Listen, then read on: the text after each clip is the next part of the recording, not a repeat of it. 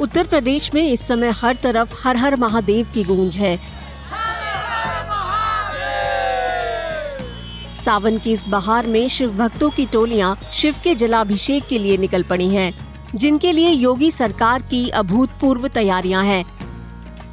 इस बार की यात्रा सिर्फ आस्था नहीं बल्कि सुरक्षा और सेवा का सर्वोत्तम उदाहरण बन चुकी है। मुख्यमंत्री योगी आदित्यनाथ खुद मैदान में उतरकर कांवड़ यात्रा की व्यवस्थाओं का जायजा ले रहे हैं।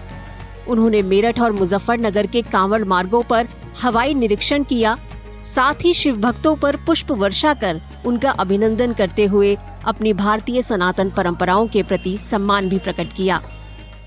कांवड़ यात्रा चल रही है।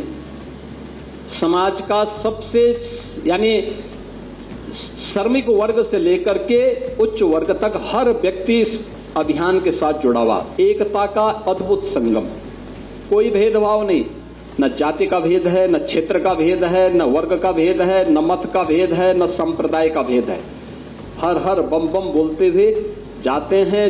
300-400 किलोमीटर पैदल जाते हैं, फिर वहां से जल लेकर के कावड़ को कंधे में रख करके फिर उसी प्रकार से उसी भक्ति भाव के साथ चलते हैं।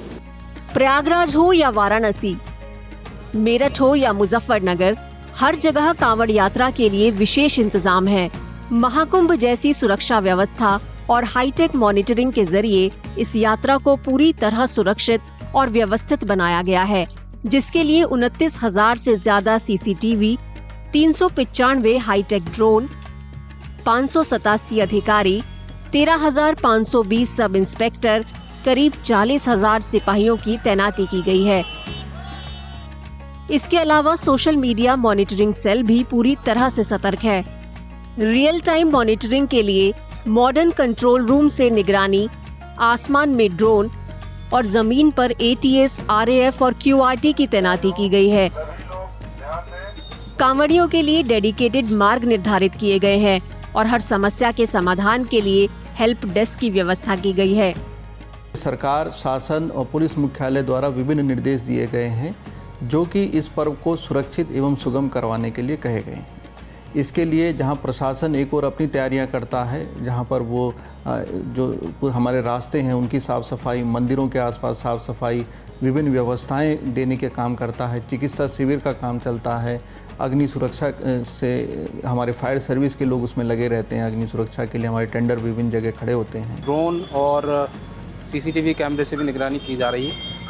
और ये जो भी प्रयागराज से लेके वाराणसी का रूट है, इसको 1 वे किया गया है ट्रैफिक के दृष्टिगत, जिसमें एक लेन जो है कावड़ यात्रियों के लिए रिजर्व की गई है, जिस पे अन्य वाहनों का मूवमेंट रिस्ट्रिक्ट किया गया है।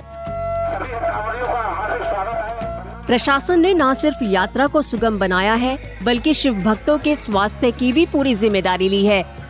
हर रूट पर हेल्थ कैंप सातों दिन 24 घंटे सेवाएं दे रहे हैं। योगी सरकार ने सुनिश्चित करने का प्रयास किया है कि हर रूट पर स्वास्थ्य कैंप मौजूद हो, जिससे कोई भी शिव भक्त सेवा से वंचित न रहे। जहाँ जहाँ पे रश ज़्यादा रहता है, उस पर वहाँ स्पेशली ज़्यादा लोगों की व्यवस्था की है।